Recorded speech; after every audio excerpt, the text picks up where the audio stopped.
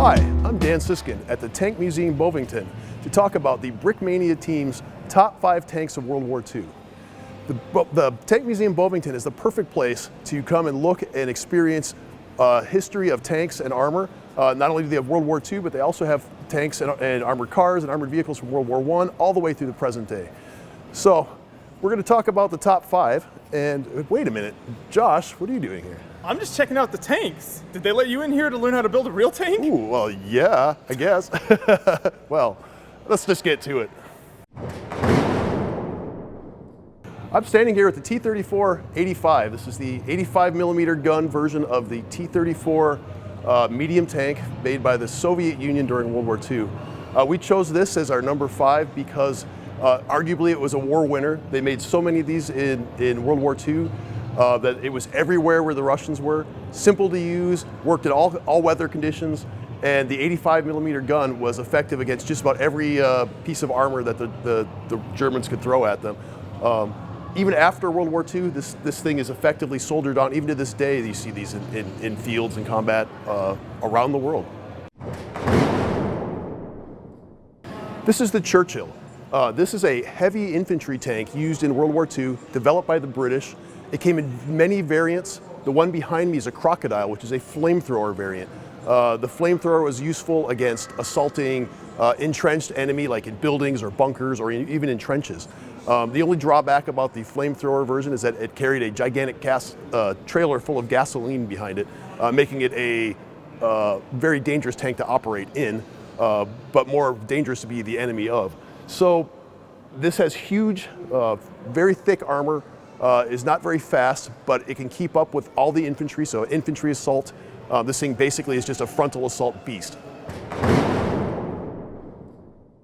This is the M4 Sherman. We chose it as our number 3 best tanks of World War II because of its great versatility. It was an American tank. It was produced by the American automotive industry, so it was automotively reliable, easy to mass produce, and was actually very versatile. There were 4 different engine variants, 2 different main gun variants, and all kinds of other variants added on, field modified and factory modified. Used by the Americans, used by all of our allies as Lend-Lease items during World War II. We chose it as number 3 just because it's an all-around very good tank, and in the hands of well-trained crews could take on any adversary and succeed. This is the Panther tank. This is our number 2 best tank because of its combination of almost perfect combination of firepower, armor, and mobility. Developed after the Germans encountered the Russian T-34 tank, it incorporates the same sloped armor, has wide tracks so it will not get bogged down in the mud, and has this terrific 75mm gun with long barrel, high velocity gun that could take out anything pretty much the Russians would have fielded during World War II, or the Allies for that matter, the Western Allies. Some of the other features of this tank, it has some of the best optics in the world. The crew of 5 working together can pretty much overcome first shot, first kill about anything that they encountered. The only real drawbacks about this tank are its complexity. It is a complex design, very expensive to make, very time consuming. They just could not make enough of these to keep up with the arguably inferior tanks coming out from the Soviet Union and the other allies. Standing here next to the Tiger I, we're calling this our number 1 tank because it was the most feared weapon of World War II.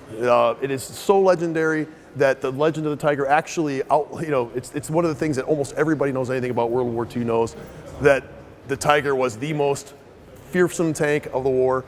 Even though there was only a few thousand, not even 2,000 of these things built, the reputation was so fearsome that people would, the soldiers in the field would hear that Tiger is coming and just be terrified. It has this long anti-aircraft gun on it. It's 88mm anti-aircraft gun, adapted to be used in a tank. Could basically slice through almost any armor of any Allied vehicle, especially in 1942 when it was introduced. The armor on the front plate here is about 4 inches thick. Could withstand just about anything that the Allies could throw at it. So basically the whole idea of the super soldiers and the super tanks really was a potent propaganda weapon even for the Germans, even much more so than the actual tank itself was. So we're calling this our number 1 tank for all those reasons. And that was Brickmania's top 5 tanks of World War II. Thanks to the Tank Museum Bovington for letting us come in and record this video. Don't forget to subscribe to the YouTube channel and support them on Patreon. Your support helps make all of this possible, brings all these tanks to the public. Thank you.